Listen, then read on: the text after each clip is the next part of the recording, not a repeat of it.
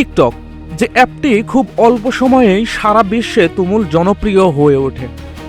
বাংলাদেশের তরুণ তরুণীদের মাঝেও সৃষ্টি করে ব্যাপক সাড়া। কিন্তু সেই টিকটক ট্রেন্ডই কাল হয়ে দাঁড়ায় একজন শিক্ষিকার জীবনে। প্রশ্নটা এখানেই, যে দেশে টিকটকের নামে প্রতিনিয়তই ছড়ায় অশ্লীলতা, যেখানে অসুস্থ মানসিকতা বিস্তারে তৈরি হয় নানা প্ল্যাটফর্ম, ঠিক সেই দেশেই একজন শিক্ষিকার ট্রেন্ডে গা ভাসানোই কি মহা অপরাধ? মহাত্মা গান্ধী বলেছিলেন, জীবনে সফল হতে প্রয়োজন নিজের বিশ্বাস আর ধৈর্য। হয়তো সেই কথাকেই সত্যি করে দেখালেন ইতু। সব সমালোচনা, ট্রল আর বাধা উপেক্ষা করেই শুরু করেন পথ চলা। চাকরিচ্যুত হওয়ার মাত্র ৩ মাসের মাথায় মাস্টার্স করতে পারি যেমন যুক্তরাষ্ট্রে, আর ২০২৬ সালে জিতে নেন অ্যালেন স্টুডেন্ট অ্যাওয়ার্ড উইনার, যা আর্কিটেকচারের শিক্ষার্থীদের জন্য এক সম্মানজনক অর্জন।